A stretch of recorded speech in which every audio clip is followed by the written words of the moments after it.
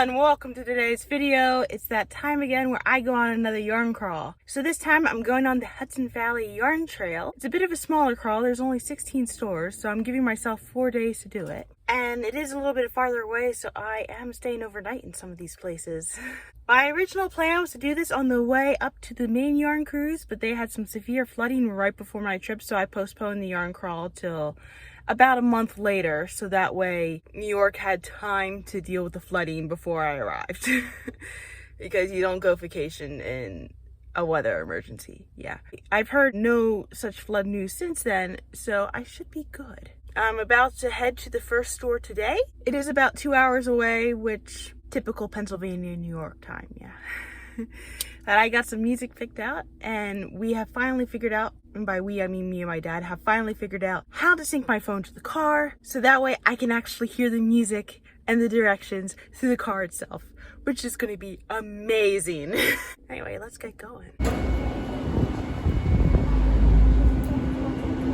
I just came out of Flying Fingers, and it's a cute little store. The downside is the parking. The parking only allows you to park 15 minutes at a time. So unfortunately, I was feeling a bit rushed when I was in the store. But I did get some good yarns here that I haven't seen at other places yet, which I've been to quite a few dozen stores by now, so there's quite a bit of yarn that I've seen. We're gonna start with the fun thing here. So I found this kit. This was a complete impulse buy, but it's a whole rainbow. And I don't know if I'm gonna make it a hat or not, although it'd be pretty cool if I think the hat would turn out pretty cool. Look at all that rainbow yarn.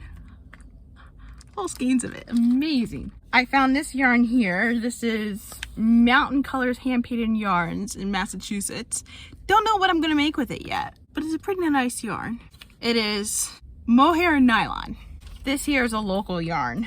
I happened to catch this right off the bat. So this is Farmhouse Yarn, single ply worsted. I can tell it's local because there's a sheep. I was told it may not be the exact sheep that this yarn came from, but she calls her merino stuff Andy Merino because that was her favorite merino sheep. There's a stunning green. It's called Wonderscapes, and this one's called Rainforest. Yeah, Rainforest. Like, look at that. Amazing, yeah. And then we have another one of these yarns, which it says Silky Chic. Haven't really seen that brand before, but it's super soft. Again, don't know what I'm going to make with it, but it's going to be fun, whatever it is.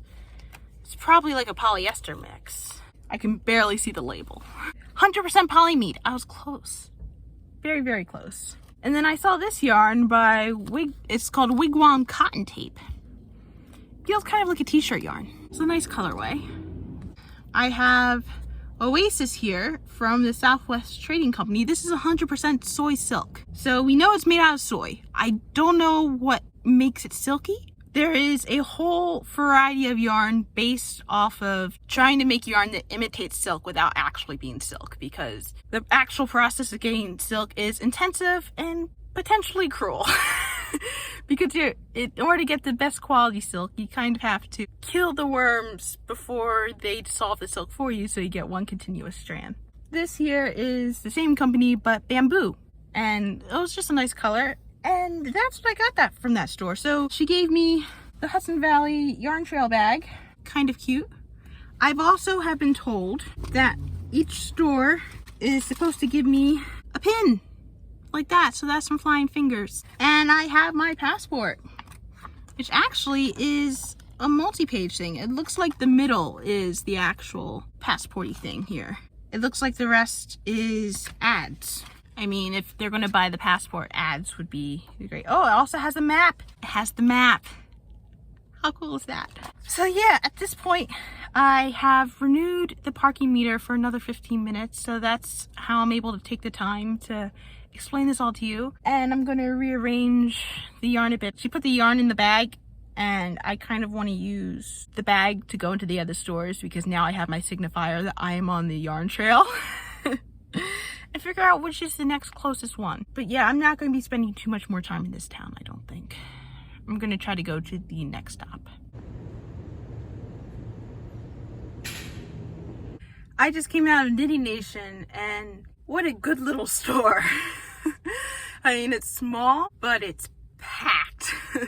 It is really packed with yarn, and I got a lot of goodies there. I should mention that when I was in the process of planning the Hudson Valley Yarn Trail, I was originally directed to the site from last year, and it was difficult to find the site for this year. So I actually chose 3 of the stores from last year and sent them an email asking like, hey, is the yarn trail still going on? And Knitting Nation was one of those stores. All the stores I emailed replied to me. I'm very grateful for that. When I went in there, it's like the store owner was there with a customer going over some crochet stuff, and there was just a lot of yarn. I was looking for brands that I hadn't seen before, and I found a lot of brands I hadn't seen before. Also, this store had a very good clearance section. There were like 2 separate clearance sections, and I found some brands in there I'd never seen before as well. Plus there were some impulse buys. So this is already the most expensive trip I've ever had to a yarn store, including Ireland, amazingly enough. So I'm definitely going to like slow down for the other stores, but I found a lot here. So I got another drop spindle. I already do have one, but it's always good to have more than one of a tool. And I mean, look at that. Look at those cute little sheep, right? I found that adorable. And then this was a yarn I don't remember seeing. It's like hand painted knitting yarns. But I just kept walking by this kit. It's like a kit for a shawl. I just kept walking by, and it's like, I can't stop staring at you. Yeah, very stunning. And there's some good color yarn, so I don't know if I'm going to use it to make the shawl or not, but I do think I am likely to use it for the shawl because it has that thin like mohair like yarn in it. Yeah, we have the 2 right here. This is the in-house brand. There are actually 2 in-house brands here. So the store owner, Jane, she actually has her own dyeing business for another brand that is cashmere based that she uses mostly for cashmere. She started it when she retired after being a teacher because she couldn't find a lot of cashmere in like the yarn stores around. So she started providing that cashmere yarn, and she started going to individual stores, but then she opened her own store just to have a home for it. It took off a lot more than she was expecting it to, which I'd actually seen one of her skeins in a store in Maine. But this particular yarn is just particular to this store. Like this one's Robin and this one's Adele. Because she ordered the cashmere yarn from someone, and as she put it, they ripped her off and sent her one that barely had any cashmere in it that was mostly just wool. So she's like, well, I can't sell it as cashmere, but I can still sell it. So she dyed it, and I mean, it is still super, super soft. And the colorways on this are just amazing. She has someone who dyes the yarn for her. So Robin, I mean, I got this blue because it kind of reminded me of like the robin egg blue. And then I just like this colorway, this like pink and orange and yellow colorway. And then I got a Madeline Tosh yarn. I don't typically pick up Madeline Tosh yarn, but I'm not sure the screen's really doing it justice, but this is quite a vibrant orange. Yeah, this is 100% superwash merino wool. It's like, oh, I love that one. This is her other brand, Jade Sapphire Exotic Fibers. This one's 100% silk. I didn't get any of the cashmere, but that's all right. But this is some of the softest silk I have ever felt, and it is such a pretty color. I have this yarn, it's Viking of Norway. I've never heard of that brand. She did mention that a lot of the brands that I see there might not be in other stores or the ones that aren't selling. Well, in a way, I'm kind of doing her a favor trying to take it all out. But it's interesting. It kind of reminds me of the Landscapes from Lion brand. And it's funny about this one, when I saw it, she was like, where did he find that one? Because another customer was looking for it. And then this here, I don't know what brand it is, but it is a jumbo cotton cake. I mean, it's huge. I could see this turning into a shirt just by itself. Over 1,000 yards, I can turn this into something hefty. And since it's cotton, I love cotton. This was another, what looks like an independent dye I haven't really seen before. It's Alexandra, the Art of the Yarn. This color is called Flamingo. I haven't really seen this skinny stripe thing going on beyond a couple of years ago. It's really started coming into vogue, this like little black stripe that's going through yarn. And then this here is a Barocco yarn, which I actually learned recently that Barocco's manufacturing or offices or something important to Barocco is located in Bristol, Pennsylvania, which is relatively close to where I'm at. It's like a good half hour or so. But this yarn, I have never seen anything like it. This is 81% linen and 19% cotton, but I mean, look at that. It's almost like it's a cord. It's like part of it's a little bit more loosely wound and the other part is pretty tightly wound. Kind of like how people like do the hair ties. Like they get a little bit of their hair and then they take embroidery floss and then wrap it around their hair. It looks like that to me. And then this here is another brand I've never seen before. It's Claudia Hand Painted Yarns. This is 100% linen. So I've actually been reading about linen recently. It turns out it gets soft over time. I'm excited for that. And then this here is a local yarn. Jill Draper makes stuff. Apparently she's close to the area, so I got like this nice wool from her. This is another local yarn. It's Partridge Family Farm. I wonder if they all sing. Probably not. They probably get that joke all the time. But this is also like textile wool, blue, indigo. It's like it's a nice color. And then this here is an Australian yarn. It's Collinton, Australia. This is 100% kid mohair. So this is like really young mohair. I've never seen this brand before. It's called Magic Garden. Looks like a nice enough yarn. This is 50 grams. It's double knit, so it's DK. It's 83% pure New Zealand wool and 17% polyester effect yarn. I'm pretty sure the polyester effect yarn is the black bit and the wool is the blue. I can just tell. And then I got some roving. They had some unusual colors of roving, so I got 2 of the rovings. And then they had this absolutely gorgeous like Sen yarn garden hanging up. So I got some of this because those colors looked really nice together. So this is the clearance bag. This is full of the stuff that I got on clearance. So this was Marks and Kittens, a brand I've never seen before. There's 3 skeins for $22. If I had to guess, probably each of these skeins would go for $22 by themselves. So it seemed like a pretty good deal. And there's like nice colorways. There's one with sequins in it. Apparently other people were like looking at this yarn, and I mean, I'm the one who got it, so oops. But it'll be interesting to see like what I can make with these. And then this here is 8 skeins of Cotton Knit Picks, I think is the brand. There's some nice colors that go together, some solid colors I can use for things. Yeah, it's 70% Tangus cotton, 30% linen. I mean, with the name Cotlin, you know it's gonna be a cotton linen mix. This was another brand I've never seen before. This is Maggie Knits Irish Linen. The brown I can give or take. The brown, I mean, I can tell it's a good brown, but I'm more excited for the green. Way more excited for the green. This was just 2 balls of Party. It's a kind of a weird yarn. You can kind of see right there. It's, if I'm not shining you out there, it's kind of like an eyelashy type of yarn. Looks like it'd be really soft, but also looks like something I'd rather just knit with and not crochet with. And then got some more Barroco. This is Mykonos, and seems more of that cordy stuff. I like how the silver looks. You can create some metallic looking stuff with that. That's definitely like fingering weight, pretty thin yarn. And then this here is some hemp. This is just straight up hemp, which I heard hemp is like linen in that it starts out hard, but it gets softer over time. This right here is Lang Neon. There's only 1 ball of it. I might already have this color ball at home, but it's like $6 for this. Good deal. Very good deal. I've been noticing a lot of companies have the neon in clearance, if they have it. So it doesn't really tend to sell, except to me apparently. Yeah, very nice store. Jane was super helpful. I was asking her like where the local yarns were, which some of those local yarns wouldn't have stood out to me if I hadn't asked. I'm very happy that I came here. Although I do know I have to rein in my budget a little bit more for the other stores because this is only store number 2. Yeah, I'm very glad I got to like chill here and take a little bit more time here. There's also Starbucks nearby, thank God, because I am on a heavy day of my period and Starbucks has a bathroom, provided you buy something. So I got a croissant. I'm going to eat the croissant real quick, see if I want the Cliff Bar after that. But then we're going to head on to our next store.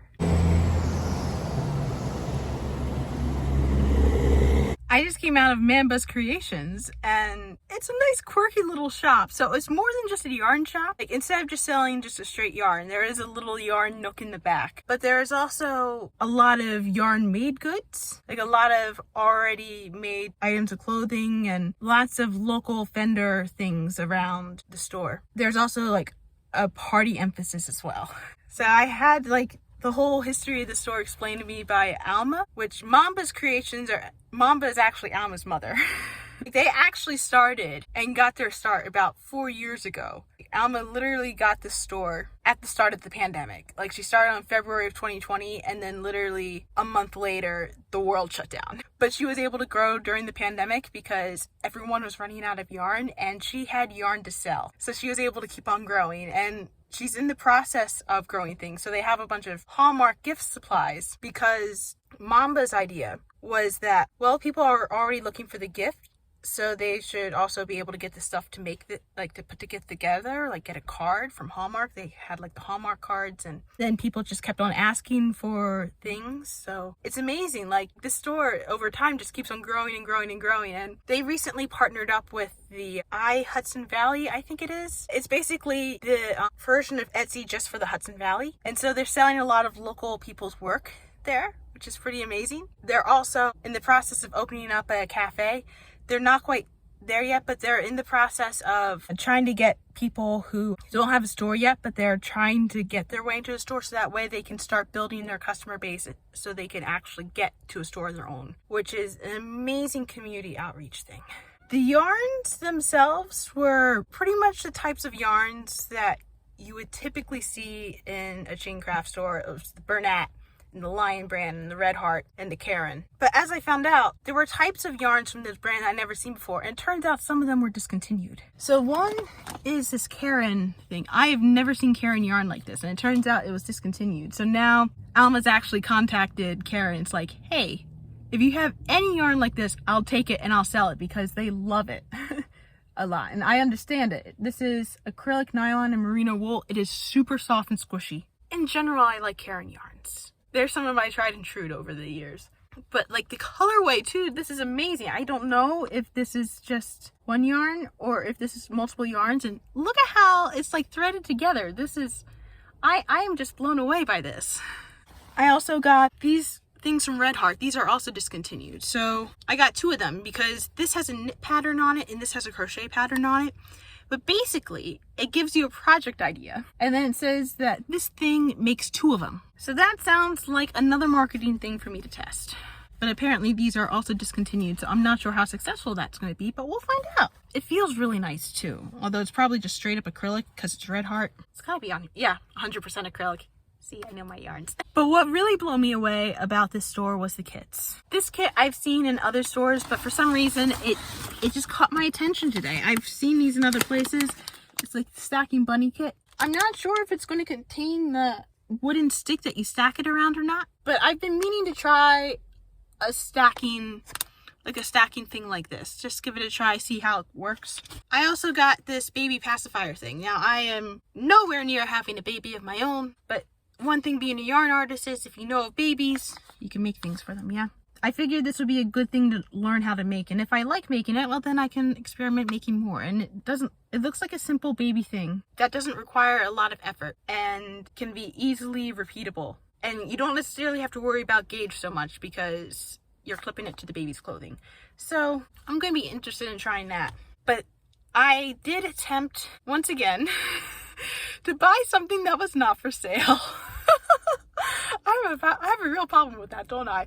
They had these amazing kits. There was like a nutcracker kit and like a dinosaur kit that I tried to buy, only to find out it's part of the store's library and they use those books to teach us. Like, okay, well then I'm not going to insist. I'm just going to take the publishing information so I can find it for myself. But upon realizing that I was most interested in that section, honestly, of like they had some really cool reference books. So there was one book I also would have liked, but from the look of it, it didn't look like it was for sale, so I took the publishing information for that too. But I like brought this up, like I found those kits really cool. I'd never seen anything like it. And Alma mentioned that if I wanted a challenge for crochet, which I'm always up for a challenge, there was like a store that must have closed nearby, and one day they just dumped a bunch of books on their doorstep. So they arrived and they got these books. So she's like, I've got these historical books. They're over 100 years old and we have extra copies if you would like some. And I offered to pay, but she's like, no, you can take them for free. We got them for free. So look at that. Oh my gosh. Things aren't made like this anymore. And then there was another one. There was another one here. So I'm gonna have to spend some time like flipping through them and figure out, because I mean, you know that's going to turn into a video at some point, right? And like, it's so delicate. I don't know if that's actually crochet or if that's lace work. I'm looking at it now and there are crochet instructions, so it is crochet. This was just such an amazing little store. I'm glad that I came here. Also, I forgot to mention, Alma's things are hats. So like after she saw my hat that I made, she took me around the store and showed me a couple of the other hats that were made, and they were pretty good hats. I just came out of Beal and Fred's, and it's definitely a multi-craft type of shop. So most of it's actually a quilt shop. They have a lot of fabric there, but I stuck mostly to the yarn section. But even in the yarn section, there was an area for felting, there was like an area for embroidery, there was a small bit of punch needle stuff. And in New York, more than other places I've done yarn cruises, I've been seeing the pot holders, which is something that I've done like over a decade ago, I think. You get like this loom that's a square, and you get these cotton loops and you weave them into pot holders. Yeah, I found some yarns here that I haven't really seen before, which is pretty nice. Apparently Kelborn Woolens is really close to me, like Philly close. I'm not entirely sure, because they have a Germantown yarn, and Germantown is a section of the city of Philadelphia. Although their Germantown yarn does feel a little bit rough to me, but this is supposed to be a hat kit. It is not supposed to be a mystery kit. It is a mystery to me, though. I have no idea what skein is in there. So we all know I'm a sucker for little surprises like this. Or if you didn't know, you know now. And then we're currently in the town of Beacon, New York, and they have these pirate yarns. They are hand spun here. So, I mean, this just looks so cool. Especially their label is very cool, because like it shows all the different materials this person works with. And it's like some of these are materials that you don't typically see in yarn, like glass beads. And there's like a difference between 2-ply and 3-ply. So this one here, it kind of reminds me of the lesbian pride flag. And then this was like a cute little one, just stood out. Like, oh, I'm glad the camera's picking up how bright it is, because that's literally like the eye catching, like, oh, so pretty. And then they had like this bigger skein of the pirate. It's like, I love that orange. Oh my gosh. This is all merino wool. This one, yeah. Merino wool and nylon glimmer. So that means part of this is supposed to be like shiny. Looks like the red is shiny. And then I found another drill draper, which she is in Kingston, which is about an hour away. I did also see this other color in one of the other shops. I went for the blue instead, and the pink just popped out to me again, so I got the pink. I blame Barbie. And then there's like this American U yarn. It's the first time I've seen this, and I just couldn't resist the pink. I went for the pink again. Like super soft and squishy. Ooh. And this is a yarn from Austria. Fernwolle. The labeling's in German. Yeah, it's 60% superwash, 20% silk, and 20% polyamide. And the silk is probably why it feels so soft. And this color just stood out to me. They had a little sale bin, and I saw this like scroppel yarn in it. It's kind of like a linen-ish type of yarn. Yeah, 100% linen. It just felt really good, even though I don't typically go for darker yarns like that. And then, okay, so I've seen Wool and the Gang before. They often make kits as well, if I'm remembering that correctly. They usually just make straight wool, which like I'm not typically crazy about, despite the fact I have bought more merino superwash wool than I have my entire life the past couple of months. But they had yarn out of an entirely different material. This is the Raffia. This is 100% paper. This is a paper yarn. I am curious. No idea if it's waterproof. They've got a gauge, at least with a crochet hook. US 7, 4.5 millimeter. I wonder if that also applies to knitting needles as well. I don't know. It could be fun to like draw on the yarn and then work it up. Who knows? Or just work it up and see how it looks. Has this other brand I never seen before, Hudson and West Company, which I'm guessing is local to here. And well, and this is their soft. They had some harsher yarn, but this is some of their softer stuff. What does it say it is? Oh, it's dyed in Pennsylvania, North Carolina, spun in Greenwich, New York, sourced in the United States of America. It's sourced in New Mexico, Colorado, New York. So kind of all over the place. Merino and US Cordale. And then there's this Birch Hollows fiber. And I mean, this is nice and squishy, and it's a nice vibrant pink. Yeah, it's 100% superwash merino. Like, look at that. So cool. Super, super cool. Don't know what I'm going to do with it. We will find out. Then I found some roving here. They gave the roving specifically for like felting purposes, but I'm probably going to end up spinning them. We'll see. But they had this nice set of colors, which I'm guessing I'm drawn to more than I was in the past. Just like nice fall sort of colors. And then they had this nice Going Gnome yarn roving, which they had quite a few gnome kits there. And then the last thing I got was a dye kit. So it says the pre-measured ingredients to dye 4 meters of lightweight fabric or 500 grams of yarn in light to medium shades of pink, purple, orange, and yellow. So it has alum, gallnut, coconut beetle, madder root, logwood chips, osage sawdust, and comprehensive instructions, which is good. I knew the moment I saw madder root that this was the theme for this was going to be kind of red, and considering the dyeing class I just took was more about yellows and blues and greens, we didn't get too much in the reds. So it'll be nice to experiment with that. And I do have a couple skeins at home that I can still dye with this type of stuff. So that's what I got here. That's probably my last yarn store of the day, to be quite honest, because they are open late for like a knit night. I don't know if I'm going to stay for that. I might go into a store around here that kind of scares me, but I'm curious. But also I do need to get to my hotel and check in while everyone's vaguely awake. And also get a meal, because I haven't had a meal since breakfast. I've had snacks. I haven't had a meal. So that's the plan. I'm now in Cold Springs for the night. Made it to my hotel room, which this place is really, really nice. It's like very comfortable. Greeted by the host right away. It was amazing. They even helped me bring my bags up, which was nice. So yeah, at this point, I'm gonna go find a meal somewhere. I also take care of the yarn inventory so that way I don't have like loose yarn all over the place when I'm driving tomorrow, because I don't want to carry the yarn back and forth between hotel rooms. That's a lot. If I was staying in the same place for the entire time, it might be worth it, but nah. But just 2 nights, not really.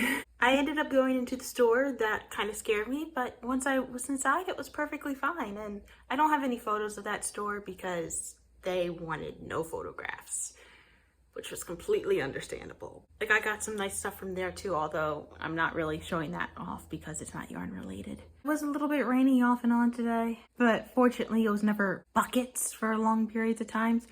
I also found out that, like, on Spotify typically, when you finish a playlist, it automatically goes into shuffle mode, which was what I was expecting, but when it's synced to the car, it just plays the same playlist over and over again, like it's a CD. I heard the same album 3 times today because it was shorter than the location where I wanted to go. That was day 1 of the Hudson Valley Yarn Trail.